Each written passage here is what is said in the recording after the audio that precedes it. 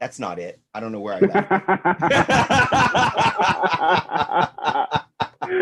it. Okay. Hey, everybody. I am here, John Furhelm, with In Your Phase Media for another special episode of Fireheads.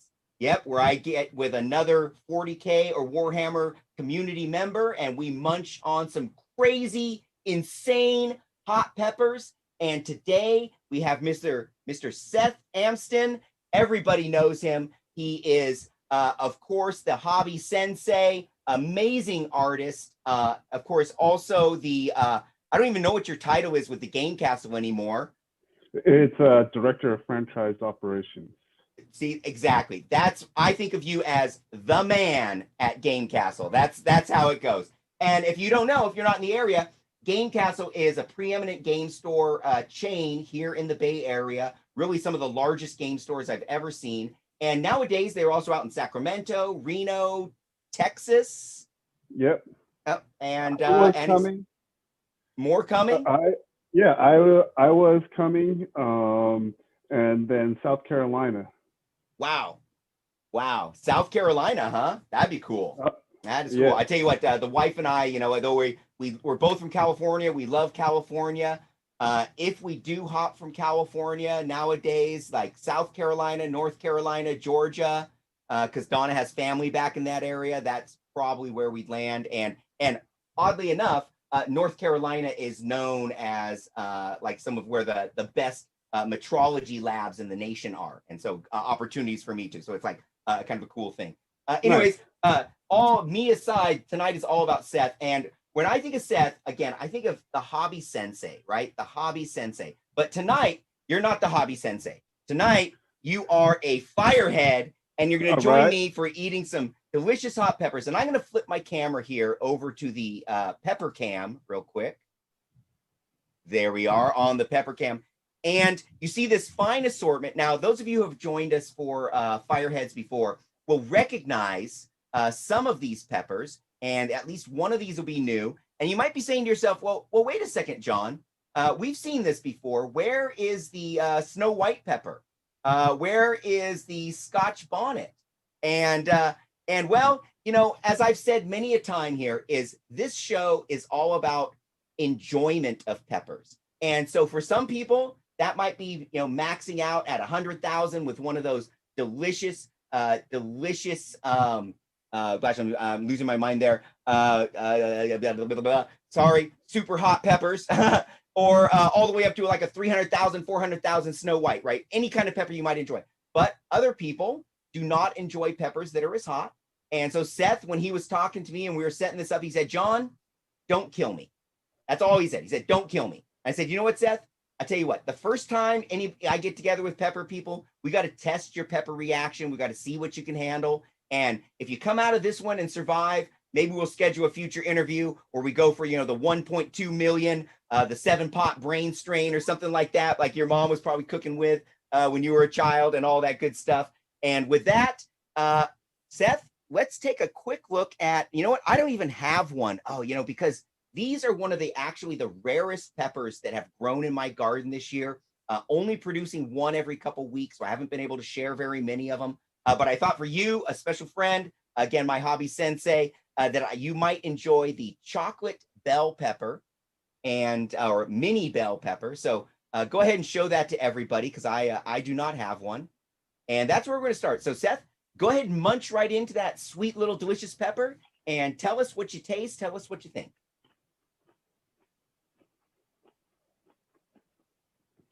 Oh, it's good. It's sweet. It's like a bell pepper. It's got really good texture. It's very firm. Yeah, it's nice. I really like those ones nice. too. It's good. Yeah. Well, what do you think you would use that? Just cooking, maybe on a salad, something like that. Munch it, snacking pepper. I think snacking pepper would be good. I think that in a salad that would be really good too. It has a nice, like, good crunchy texture, and I don't like nuts in my salad, but I think I could go for something like those little mini bell peppers. Right, yeah, something to give it a little more crunch to the salad. Yeah, and that's why people put nuts in their salad is to get that more crunch. And I agree with you. You know, it is a mini bell pepper, very thick walled, and its small size, I think, is part of what gives it that real firm crunch and not a lot of seed and stuff inside. No. And to me, it's a little sweeter than a bell, but that's why I enjoy them. And of course, that nice chocolate color, like it's just something a little different. Interesting enough, you went ahead and munched it, but you probably see on the stem side there, or if there's none left, and you don't see it at all. But the inside is like actually kind of like a pinkish, purplish color sometimes, so it's pretty nice looking. Nice. Yeah. So next, let's go with one that I can actually join you with. Now, this one has been a late season producer for me, and this is another one of the mini bell peppers, and this one is called Orange You Sweet. Orange You sweet. Sweet. And No, I'm gonna switch back to my face cam here because nobody wants to watch a plate all day. And so we're gonna check that out. Here we are. But I Hey, like there I talking am. to the bell peppers. Yeah. Okay, The so bell here we peppers are. have We're good gonna go. personality. What's that? I said I was enjoying talking to the bell peppers. They have good personality. They do. They do. And that's right. You know, they're orange you sweet. They're nice. They're kind of talk back a little bit, but it's kind of sweet. It's endearing. And without further ado, let's go ahead and take a big old chomp of these bad boys and see what they taste like. Mm.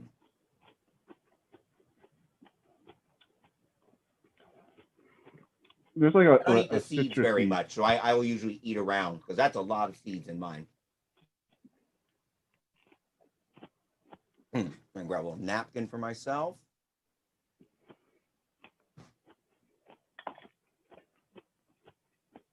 Now, I want everyone out there to know this is a Fireheads first. I am doing this pepper ladder with Seth here with no safety net, no salted tomatoes, no milk. I think I'm gonna survive the challenge with no backup. But you, Seth, you got a glass of milk there in case it gets a little tough for you. You're just gonna hardcore it. Oh yeah, there we go. Not messing around. I love it. I love it. Oh, what? Oh, now I'm jealous. That's it. That's it. Now I feel left out. How late is Game Castle open? I might have to run over and get some of that. So what'd you think of that orange juice sweet pepper? That it was really sweet, and it had like a citrusy, almost fruity type feel. It was very juicy. Like you bit into it, and like it was very it was very juicy. It had a lot of like fluid. Yeah, I agree. It was really wet inside, like juicy. He said, satisfying in that way. Maybe not as firm as the chocolate bell, but maybe that's because of that extra juiciness to it. And I get a lot of the orange peppers, and I know it's not psychological, but a lot of the orange peppers do give us a kind of a citrusy flavor to go with them. And again, is it a perception thing, or is it not?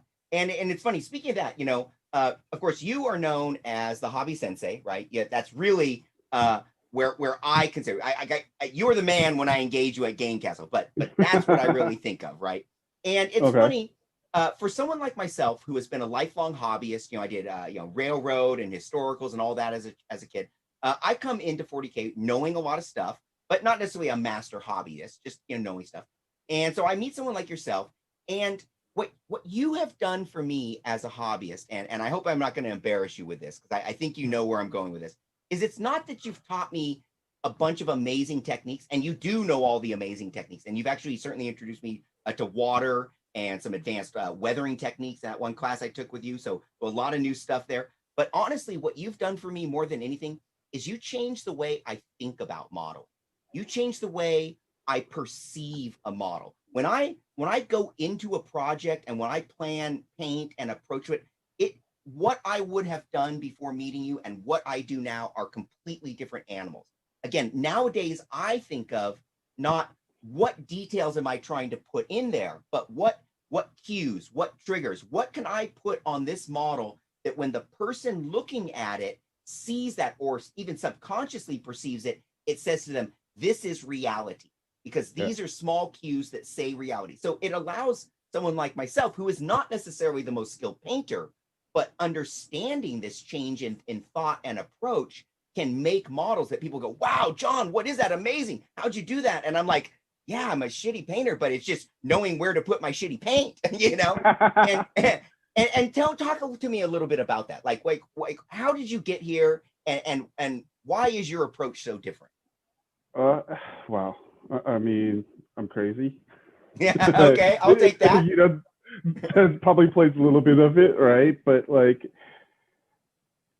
that's a big question that you asked, and it's also a huge compliment. So thank you. Like, I think that a lot of times when I go to a convention or I'm teaching like classes, painting classes, I purposefully will not choose to teach a class on blending or airbrush or, you know, a particular technique. And even to the point, like, I don't even do like basic weathering classes, right?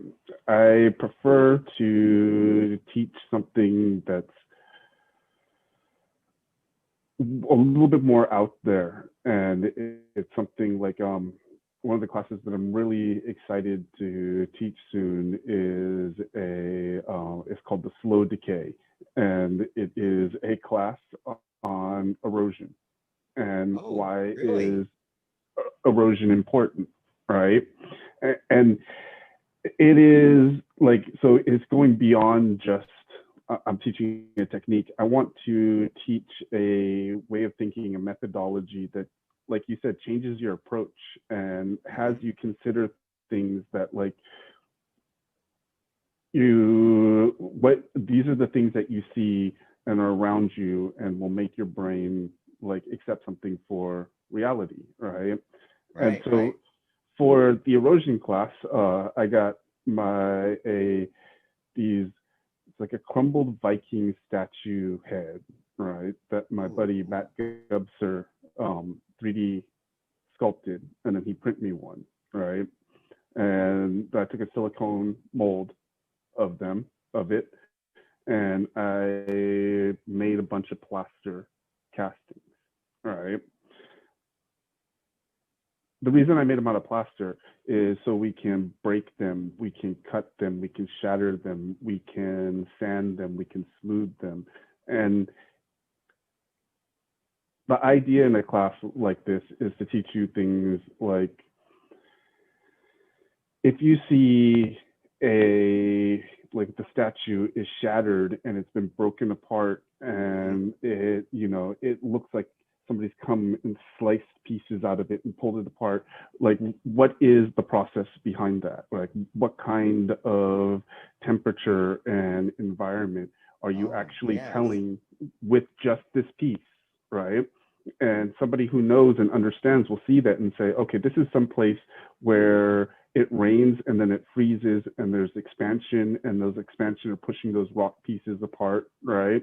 And it's like, if I take the same piece and I pit it with like a Dremel and then smooth out areas, like, this is something that be by the ocean, right? Oh, yeah, right, And right. something that you would put in the beach, right? And, Or and if, and the thing is you don't have to be an expert to know. Like it takes an expert to create those thoughts, but anybody, again, as will just naturally cue. Like, you've driven by the ocean, you don't understand the processes that make what you've seen, but everybody's taken a trip down the coast in a boat or been to the beach. So what are you going to perceive as real? This is amazing. This sounds great. and so that's the idea, and it is. I think it'll be a lot of fun. It will be. We take little picture frames. We take our little plaster sculpt that starts off as a ruined statue, but it still has a lot of hard details and engraving and all of that. And then we talk about how different types of erosion work and what those levels of erosion mean Mm-hmm. for the passage of time, and Oh, how you yes. can actually just show, you know, is this a recently fallen statue, or this has Oh, been right. Is this a here for battle that centuries? happened right now, or is this 1,000 years ago, or is this 40,000 years ago? Right? Wow. Yeah. Right. Interesting. Again, again, it's every time you talk about stuff like this, Seth, like those are the thoughts. I would think to crumble a statue to make some ruins, but then to consider the passage of time as it applies to that. Amazing. Again, it's that change in thought process. Now let me ask you, in these times, it's a time of COVID, so you have this class. Is this going to be taught, in small groups nowadays? Do you do it online? Is that a web type class? Sending kits out to people? How do you envision doing this stuff? I could either do, like right now, if we were to do it right now, it would 100% be sending kits out to people and doing it online. Well, I mean, it's about being responsible, trying not to get everybody sick, right? Right. I would like to do hands-on. I like doing hands-on and to people because there is an energy and a flow to every single group, and it really dictates the way that things go.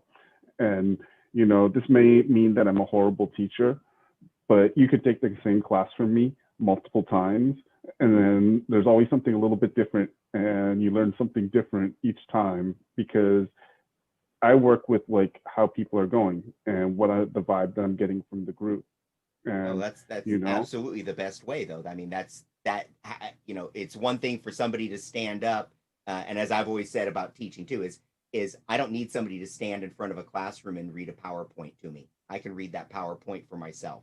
I can watch a video. Yep. I need somebody who is going to understand who I am and interact with me in a way to teach me the knowledge in the way I need to learn it. And that's exactly what I just heard from you, is that you say you get that vibe going. And that's why the class is different every time, because different people have different needs and different interactions and different starting places and different understanding. Yep. That's the the amazing part. And another amazing part is, of course, some of these delicious peppers that we grew this year. And I think we're ready to step it up a notch. And this one is still a 0 Scoville pepper, so it's not stepping up any more than a little bit in size. But this is what's known as the Petite Marseille pepper. And this is, I call them a rare pepper, uncommon pepper. These are the kinds of peppers that are probably available in southern France, at a farmer's market. They might be growing it on some small areas. But this is not anything that you're going to ever find in the store. You're never going to go to the grocery store and find one of these. So this is the Petite Marseille, delicious sweet pepper. Go ahead and take a big old bite of that and tell me what you think of it.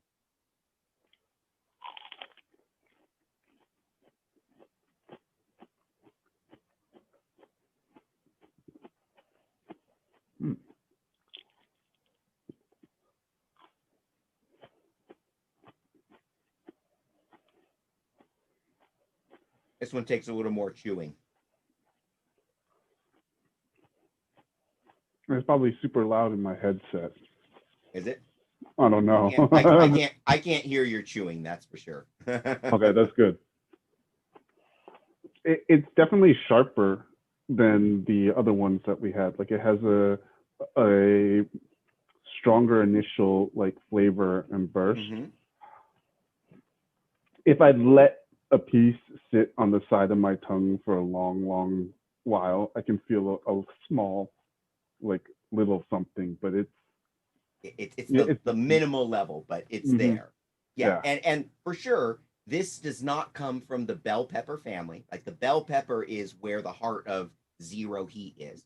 When we step off the bell pepper family and we talk about sweet peppers, what there always are hotter peppers that have been bred down to a very low heat. And it's funny, I was talking to Jeremy Vessier, who I believe Warhammer fame and all that.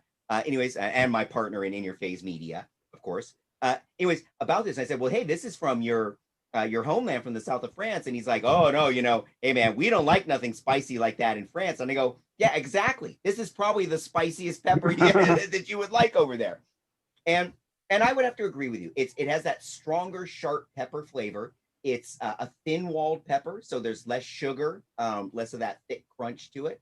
But overall, a pretty good pepper. What would you see yourself doing with a pepper like this if you had a few of them? I mean, that seems like you would cook that, put that in a dish, cut it up. It could be something that you stir fry, pan fry real quick, so it's still crispy, right? But Right. you know, get a little bit of that like flavor juice out or bite sharp into whatever you're cooking. You could also probably bake it into something with Ooh, a yeah. pretty I good could see effect that. too, right? Because like Hmm. the aroma and like that little bit of extra sharp or like extra sharpness could go into everything that you're baking. It's kind of like when Right. you make like a baked pasta Mm. without bell pepper, and then you put a little bit of bell pepper in the baked pasta, and you bake it, and it's like, man, I can really taste that bell pepper, right? Yeah, it's that actual pepper flavor, and that's kind of what this one is bringing to the table. Is it's that strong, uh, and it's funny to say the pepper tastes like a pepper, but there is a distinct flavor that says pepper, as it were. So it was, Yeah. and so from there, let's go ahead and drive on. And now this is one of the first probably scarier looking peppers of the ones I sent you. And again, no tricks. Now I have to double check these every time. I'm very careful because there are some super hot peppers in my garden that look very similar. And the way Uh I huh. always know this is the right one is that it's very smooth. Okay. And this is the datil sweet pepper. And this is the first of the two ghost peppers that we're going to try today. And so what this is basically a datil pepper. And there is a datil hot pepper, which is, that million Scoville kind of a pepper. And they've bred it down to zero heat, or maybe as high as 500, 1/10 of a jalapeno. Okay, but it's not going to be any hotter than that. We're going to go ahead and dive into this one. If this is your limit, Seth, that's okay, but we'll see where we are. I think you can actually hang with this one. So let's try this datil sweet pepper.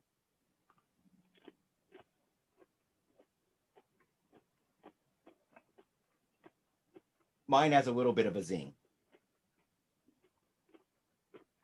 A little bit.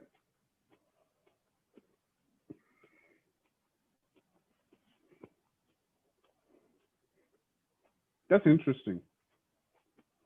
It has like I'm like licking a little piece. It has like a I don't know how to describe it. I'm gonna say something that probably doesn't. It has like a green flavor. Yeah. Okay, I know what you're Uh saying. huh. It's almost like you know what a flavor I would think of eating something like wheatgrass, or it Right. has a little bit of that. It's not like strong or overpowering, but like that was almost the first thought that I had when I bit into it. Right. Was like a grassy kind of a flavor. Yeah, and definitely not a very. It's even though it's called the datil sweet, I Mm-hmm. find it's not very sweet at all, actually, Mm-mm. and and it's not very peppery, but it does have a flavor, Mm-hmm. and when, as you say, grassy flavor, I think that's the words I was searching for as well, because it has a flavor, but I just couldn't place it. But yeah, like a grassiness, yeah, like eating a wheatgrass or maybe even chewing on a little lemongrass. I was thinking clover when as soon as you said green, clover Yeah. popped in my brain, Clover. like chewing on a little clover or something like that. So yeah, interesting pepper. Um, I myself, I usually cut them up, throw them on some salad, stuff like that. Not a huge fan of this one so far this year. I definitely won't grow it again. What about yourself? You think you see use a pepper like that, or is it kind of like, I got wheatgrass? I think that you could cut up a couple of these and put them in like a vegetable smoothie, Mm, and like give your vegetable smoothie a little bit of that warmth, right? And right. it And some color too. It would bring a nice redness into that vegetable smoothie. It might make it look more appetizing. and I can feel this tiny trickle of warm going down, and it's Hmm. pleasant, but it's not even like, if you think of it like, oh, I drank a glass of whiskey. It's nothing even close No, to something like that. No, no, no, yeah, it's just not even like eating a liqueur chocolate, like below that. yeah. Maybe a bite of rum cake to give it a heat level. So yeah, that was a pretty tasty pepper. And I'm going to go ahead and suggest we push right ahead into what is possibly the peak of where we're going tonight, or possibly we're going to dive into the danger zone. So we'll see what Seth is up to after this one. But this one here is the Trinidad sweet pepper. And this thing has proven to be the absolute delight of all the peppers that I've grown this year. Now, not ironically, for those of people that want to do the super hot pepper challenges, this is where we usually start. Okay. So this is going to be about 1,000 Scovilles, about a fifth of a jalapeno. So there is a little bit of a heat there. This is often considered to be the lowest heat that actually registers as heat. So judge it from there. But this is also one of those. Yeah, I did send you a couple in case you wanted to share. Okay, so this is, look at this one is super pretty looking. Yeah, and you know what's funny is, okay, so you get that bonnet shape at the tip. You know what causes that? It's the flower of the pepper. So when the pepper starts to grow out, the flower is still around the tip, and if I don't remove it manually, then the pepper grows into that bonnet shape. So, and sometimes you'll see some little bits of flour caught in there. And so this one is, again, a Trinidad scorpion pepper that has been bred down to 0 heat. And why I like it is, or low heat. And why I like it is you get all the flavor and effects of those scorpions that people love without burning your face off. So without further ado, let's go ahead and try that Trinidad sweet pepper. This looks like, it's like Seymour.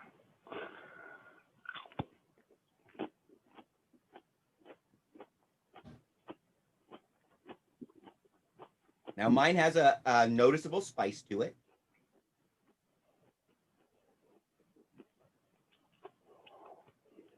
Not even like eating a jalapeno ring.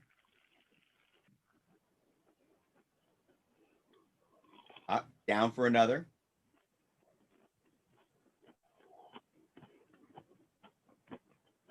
So tell me what you think of that pepper.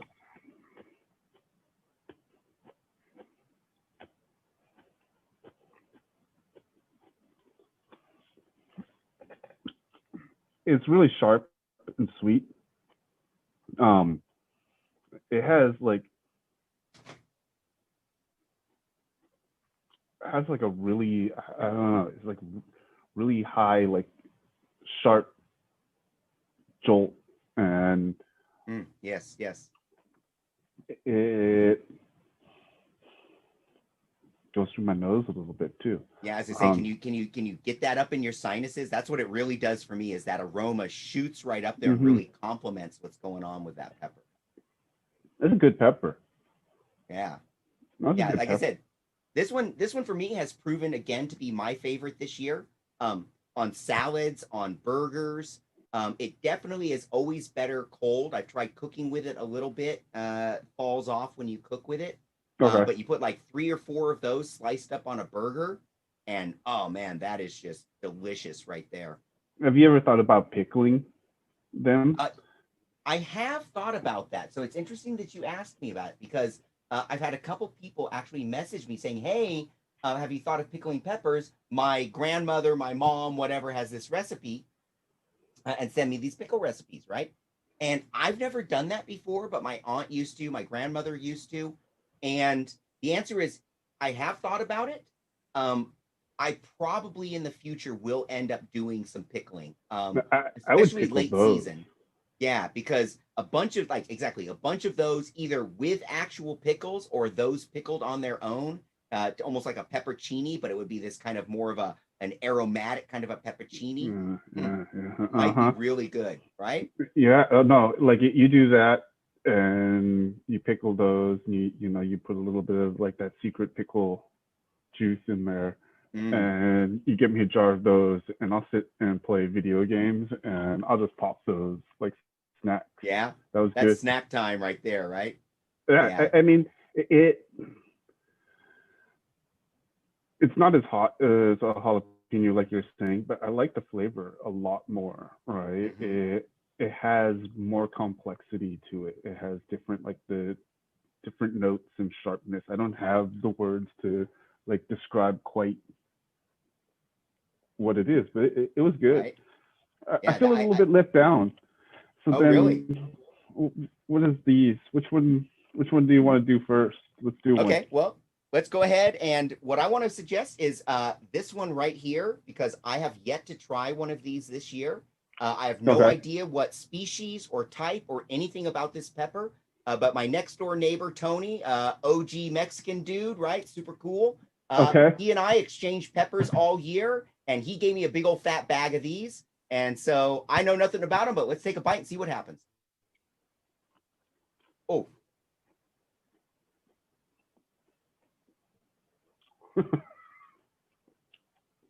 That's hot. Yeah. That goes right to like the tip of your tongue. And then it kind of slowly goes over. It doesn't really have a flavor. No, not a flavorful one. And it's just like coating my tongue, going onto the back of my throat, or my lips. Yeah, that one's spread out it's building too. Woo! You still getting hotter? I'm still getting hotter. I'm actually really drooling a lot. It's making me super drool. That's surprising. It's though it's not mega hot, it is really making my mouth just like water a bunch. Because I feel like, at least for me, it's all on my tongue. Yeah. Right. It's not like I don't feel it in anywhere else. I don't have any of it like in my sinuses. It's almost like I bit into it and there's like an oil that went onto my tongue. That's like the level of some of the tiki masala that I get around my house. And I'm like, whoa, man, this is good for one bite. But after a meal, I'm like, whoa, man. No doubt. It's funny. I was talking to a friend of mine the other day about exactly that. It's like, I like hot stuff, but when it comes to making food, I don't necessarily like super hot food because I can take 1 or 2 bites of super hot, but I can only eat a whole meal. Like I want kind of medium, that's an enjoyable meal, right? Yeah. No, I mean, it just depends if you have the right things. So that was I got a little sweat. Ooh. Yeah, I like that one. I definitely could see chopping that up in very finely, and spreading it out on a taco, on a dish, on a wrap. I could see sprinkling that some kind of a wrap, maybe like a Middle Eastern wrap or something like that. And you have to excuse me there, Seth. I need a little something to cut my tongue too. Ooh, you got some toki. So I said I was going to do this with no safety. We'll just take a little tiny. Oh, that's a little too small. That's some. Is that toki? That is some Suntory toki. I was at Trader Joe's earlier this evening and saw that they had that. I was like, oh, well, that is a delight. And my Kaio is almost finished. So figure I'd try this nice light Japanese whiskey. And what I find a whiskey will do is it cuts all that oil. Okay. So, whereas, you got that, as you said, you get that bite and that burst and that oil's just sitting on your tongue. And then, your tongue drools a little and the oil that's burning you pops out. But then there's more oil to pop back in. And that's why it keeps burning, is because there's more to go in. So you hit something like the whiskey, the lime, that'll do it, a little acid, and that's going to wash that pepper away. So your tongue's still going to burn, but then as, the capsaicin pops out of your nerve endings, then the heat goes away a lot quicker. So after that little shot, my mouth is already cooling off pretty quick. Whew. That's good. So, that was pretty good. So Seth, tell me, nowadays it's challenging, right? I know myself, I happen to run a metrology lab. And so I'm very fortunate in so much as we have a lot of space there and all my customers can ship stuff to me. And so it makes it a lot very easy. And we actually have people come and do like no contact drop off with parts and everything like that. So that's how we're able to continue doing business. But honestly, you yourself also, as a director of Game Castle, have to look at this is a very challenging time for retail, right? Talking about Mm-hmm. COVID-19, talking about social distancing. And one of the things that I think of when I think of Game Castle is that is a place that I would be going to every single week. Like for reals, like probably 40 to 45 weeks a year for the last, I don't know, 8, 9 years, I have gone to one or more game castles every single week to get my weekly 40K, Age of Sigmar, board gaming, role play gaming, pick up my new kits. But really, it was a place that I would literally just go and hang out. That was where I met and interacted with the community. I, of course, as a TO, love to run tournaments. 95% of all the tournaments I've ever ran have been at a game castle, right? Yes. And Yes. why? Because it's an amazing venue. But right now, that's challenging. So how is Game Castle coping with what's going on? What's the strategy? What are you doing? You know, boy. It definitely, you know, this is a really tough one. It's interesting because as the franchise operations director, like one of the things that I have to do is help the franchises grow. And, you know, if this was normal times, I'm totally prepared to do that. I've got the plans and the lessons and the best practices, but this is a pandemic. And you know, maybe I fell asleep. Maybe it was like when I would skip class, but I certainly don't remember any pandemic training on what to do. No, me neither. Missed out on that one. I checked. I looked at my old high school record. It actually was not one of the classes I took. Pandemic 101. Damn it. And so, you know, very early on, when things started happening, I looked at what was going on and I had to ask myself a question. I just asked myself a question, like, is this going to be like bird flu, right? Or is this going to be what everybody has been like waiting for with bated breath? And right. Zombie apocalypse. And, you know, at first I was really hopeful, like, come on, give us something that's not going to be so bad, that's going to peter out. And when I started seeing things like starting to close down, it wasn't even like, okay, you can't open your business. It was the beginning of limiting the business hours. Like I knew immediately, like, we're going to get shut down. And then it happened in Europe. And I'm like, that's anybody out there who's saying that we're not going to get shut down is just daydreaming, right? They weren't paying attention. Not paying any attention. And in that situation where it's going to be a shelter in place, that means that there isn't a solution and it's all about containment. And that means even after shelter in place is over, there's probably going to be even more restrictions. Did I know how long that was going to last? No. Right? It's every week that it continued, John, it was like it was ripping my heart out. Right. But what it was a decision. Do we sit there and continue to do everything like we normally did and just hope and pray like, oh, we'll just wait until things get back to normal and we'll pick it back up? Or do we change gears and put focus on other things, right? Right. They say hope is not a strategy. So, right, you can't bank on it. Yeah, exactly. So we changed strategies, right? And when it became apparent that the shelter-in-place orders were going to be long-standing and the restrictions on people going out were going to take a while, we took to Twitch and we began doing streams. And I was doing 2 hobby streams. Like I had staff at all the different locations doing streams. And it wasn't to try to build like Game Castle as a Twitch brand. Right? What that was is, hey, you know, everybody's going through tough times. You're sitting in your home. Normally you would come and you would see us and you'd hang out and you'd talk. and you pick up these little tips. We're going to give you some of that comfort, and we're going to show that we're thinking about like all of our community and the people out there, right? Do we get anything for doing this? No, right?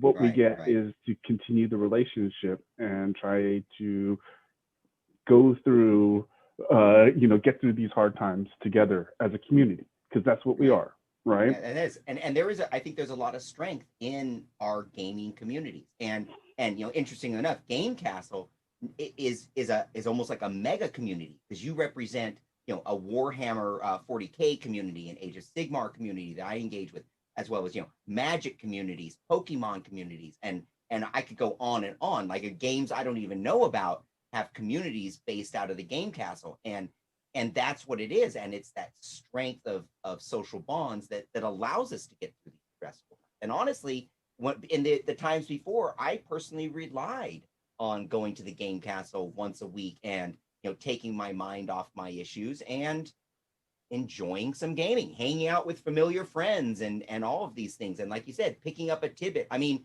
and the, old guys like me, it's not like we can learn 1,000 things at once. We gotta go each week and learn like one little thing by talking to Seth for like 5 minutes. Like if I talk to you for like 20 minutes, I learn too many things. It's all blah. It's all but a small dose. I'm good. A little tip here, little tip there.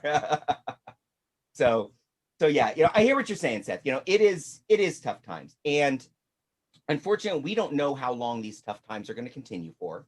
But Game Castle is still happening. I stopped into Game Castle today, Game Castle Fremont, as a matter of fact. And was able to drop the peppers off to you. And hey, there's people in there. There's not as many people. We're not engaging in any gaming right now, I don't think. But you can still stop in and say hi. You might see a friend or two. I saw a couple people I knew. Check out what's out there. Get your latest kits. Hey, man, when you're sheltered in place, you should be doing hobby, and you still got to go get your hobby stuff. And if you're going to go get your hobby stuff, get there. And now you guys also have like no contact pickup and that kind of stuff going on. And you also have internet sales, correct? If I'm correct on that. That is correct. We have our web store, and we spent time and resources on redesigning some of that and some of the customer-facing sites.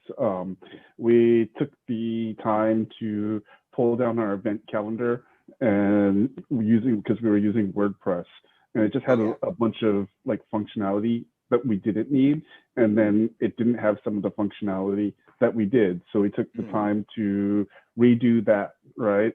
Focus on things like, social media and remaining in contact with our customer base. And then once we began to open back up, it became about calls to action, right? So it's not just a like, hey, check this out. This is a post, this is something. It's like, this is on sale. We're doing this special thing.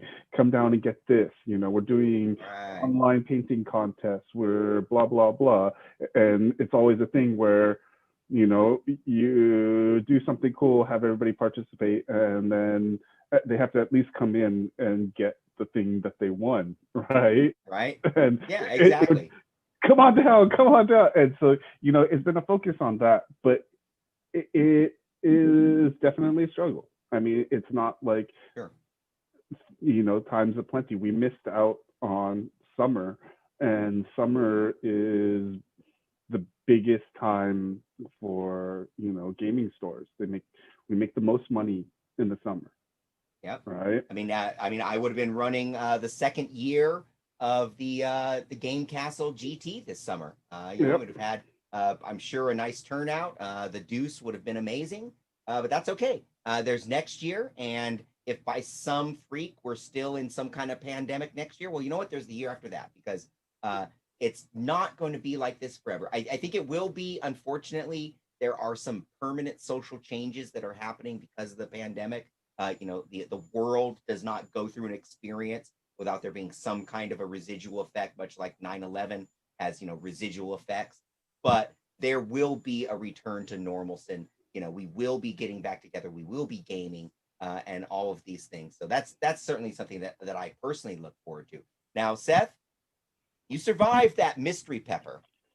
I'm wondering if you're down for trying this last pepper, It just popped right off of the stem. Oh yeah, it's like a little berry.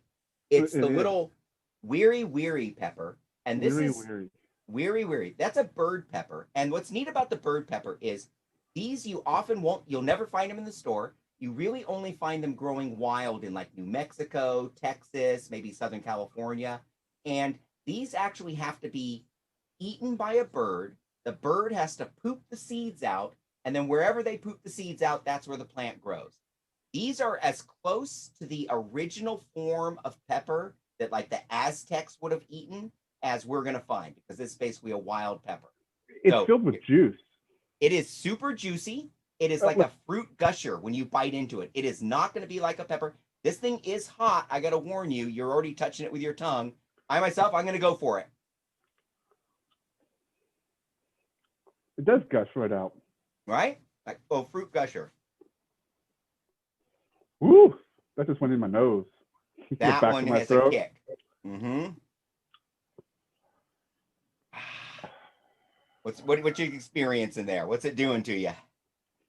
It is making my face tight. Yeah. I get a strong smokiness out of this one. Yeah, it definitely went up into the back of my nose. There's definitely a smokiness. I feel like the first pepper that we had, it felt like the top of my tongue was on fire. I don't know if it's because of the way I bit in it and it like splashed my mouth. But no, it did the same for me. I got the sides of my tongue. On this one? Yeah. Yeah, I hear you. With this one, because the way it squirts, I get it like up into my cheeks and back in my throat. But yeah, the weirdy is a hot pepper. In fact, this for me is kind of the limit of what I enjoy. Like any hotter than this, and it's a struggle. And often hotter peppers are larger. And I only appreciate peppers that are this hot when they're tiny little peppers like these weary. Because that same pepper, the size of any other pepper we've eaten, and bite into that much and have to sit there and chew a bunch of mass, that would have been no thanks. Tough. Woo, I think my eyes water. Yeah. Woo. So that's a pretty hot pepper. That's probably pushing 100,000 Scovilles, maybe 80, 90. You know, it's hard to guess sometimes. I need a little more of the Suntory on that one too. I swear it's only for medicinal purposes. Mm-hmm.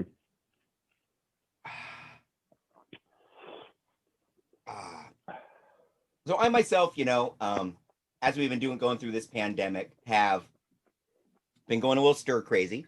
So I've started doing things like sending hot peppers to my friends and filming myself doing it for the world to enjoy.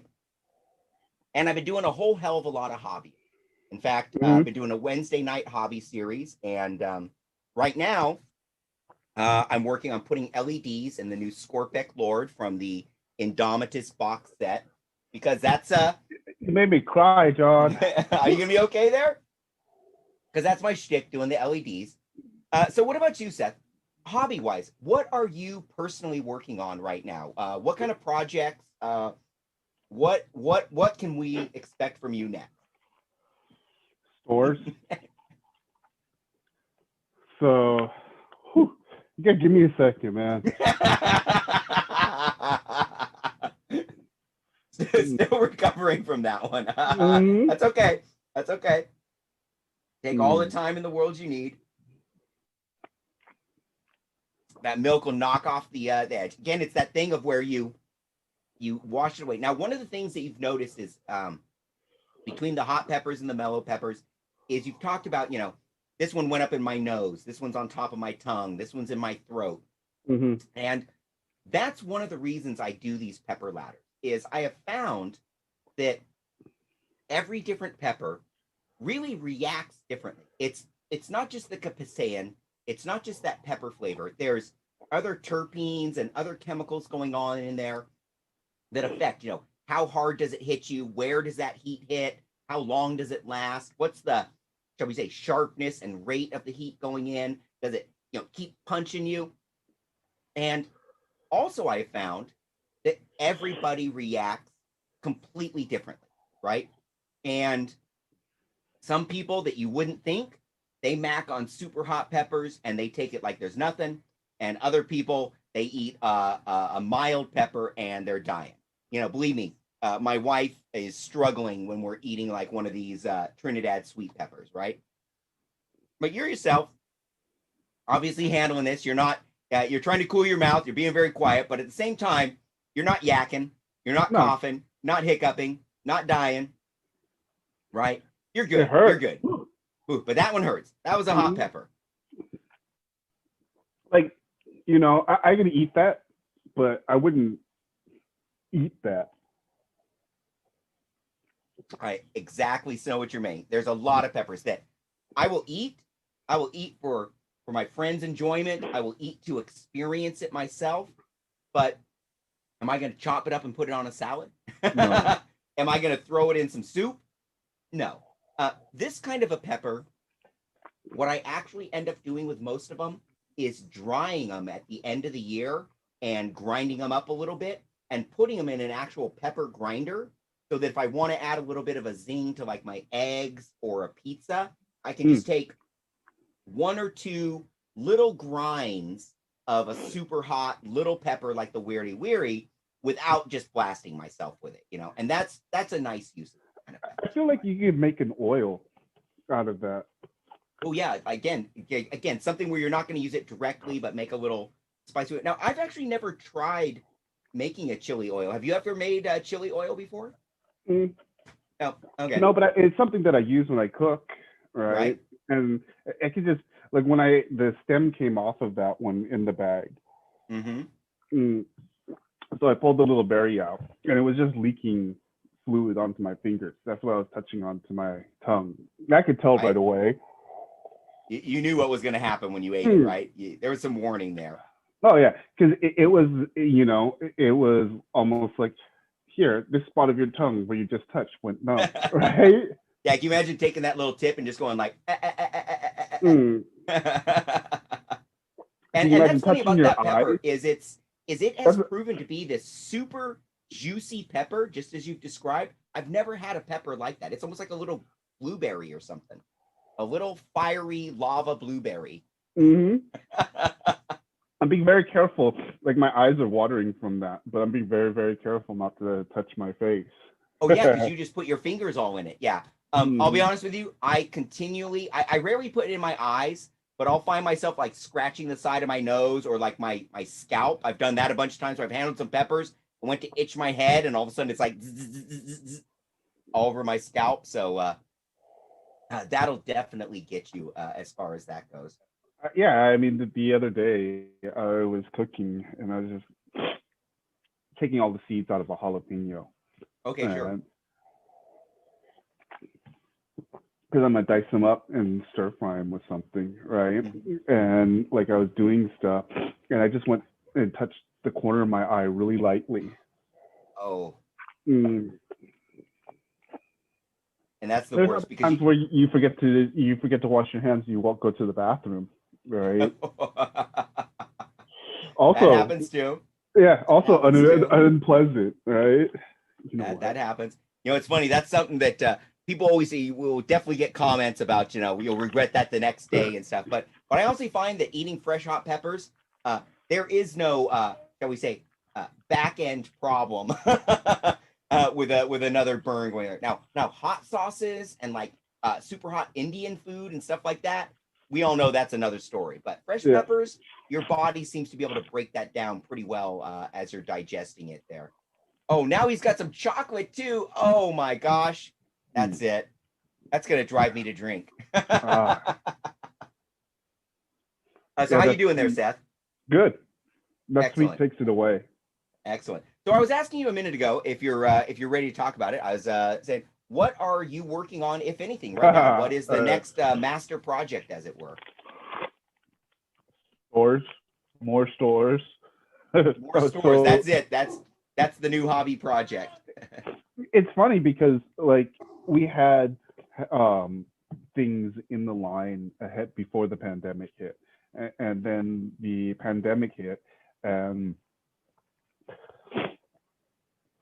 at that point in time, the company that owned where the Mountain View store was,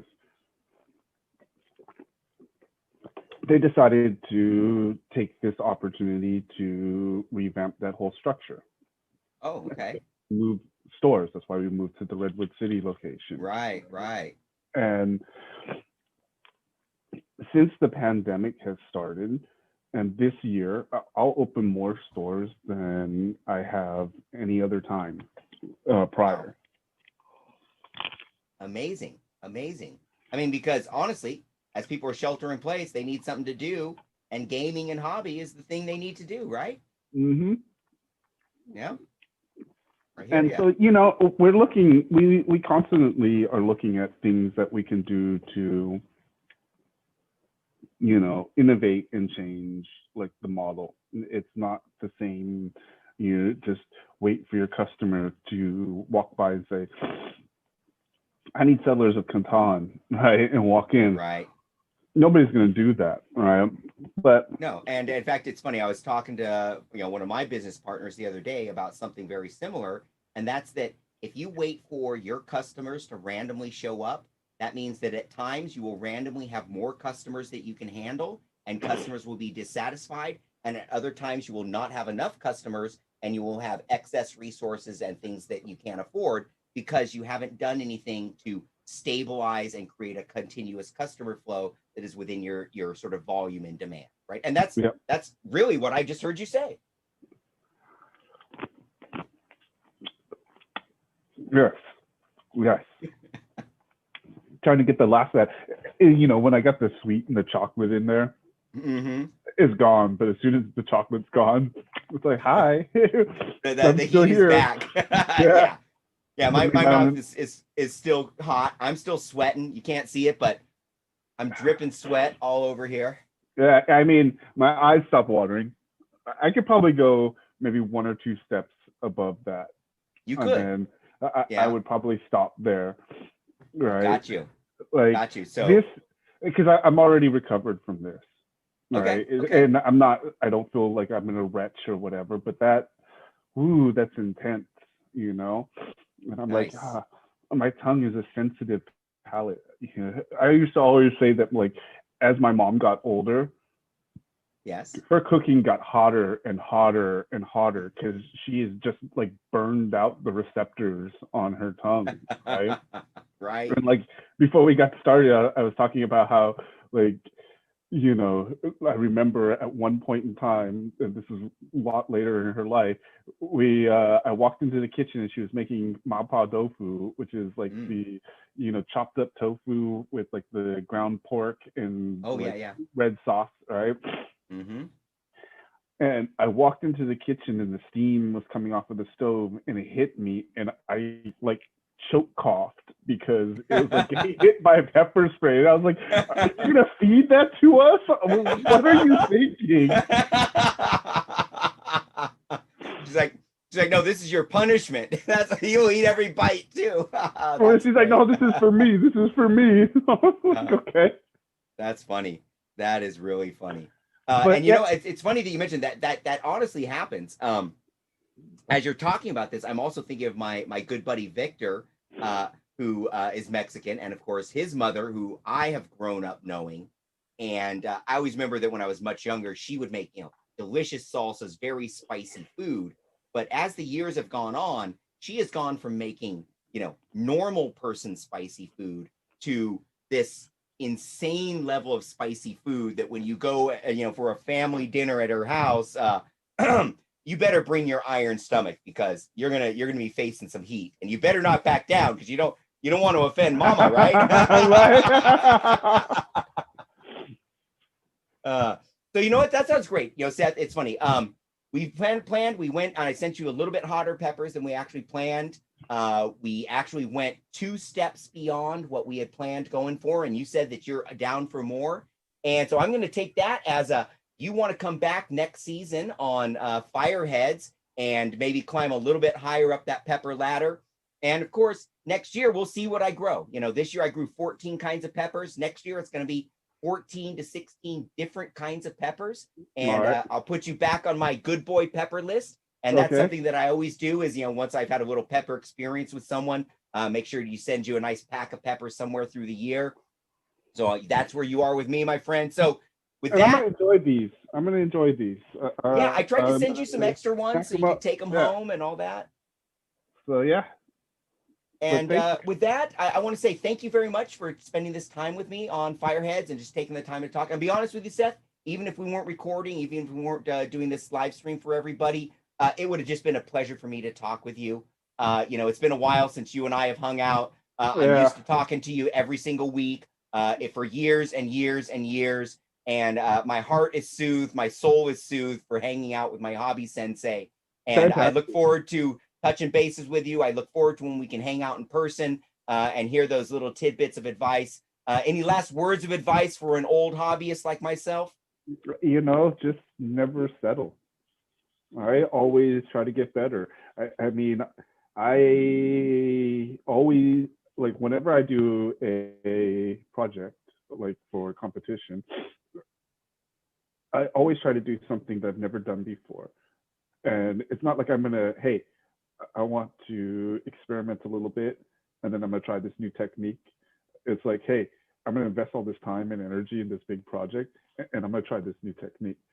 And so the pressure to do that new technique or that new idea is just so much higher, right? I know what you're saying. Right?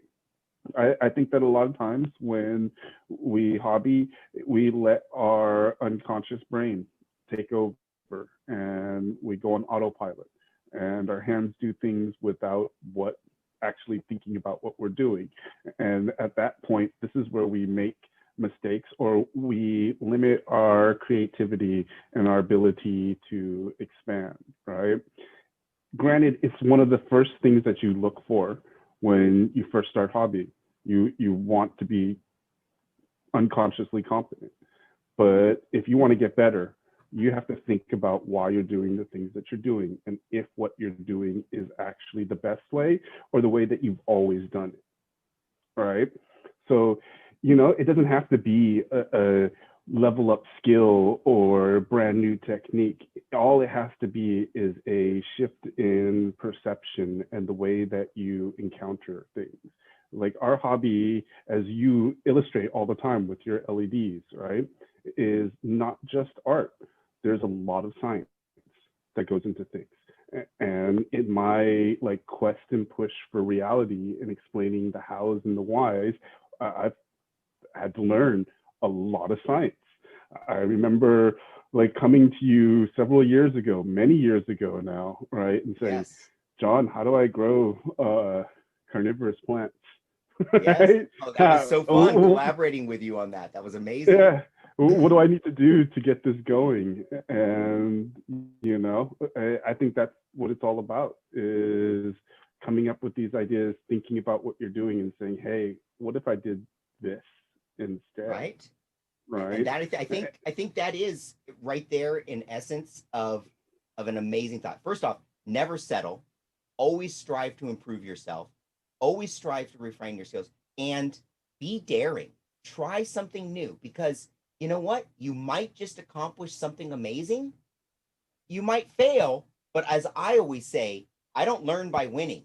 No. You only learn by failing. You only learn by mistakes.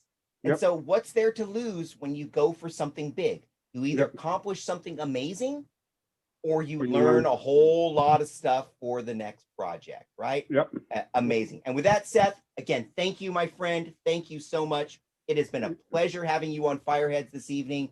And with that, everybody, we will catch you next time. Again, In Your Face Media. Look for our podcast on Friday nights. Look for the Wednesday hobby night. Look for Sunday live streams with games with Jeremy and Alex. And Stat Show every other Monday, and more and more and more to come. Thank you, everybody. It's been a pleasure. Seth, thank you very much, my hobby sensei. I appreciate it. And with that, I can feel my lips again.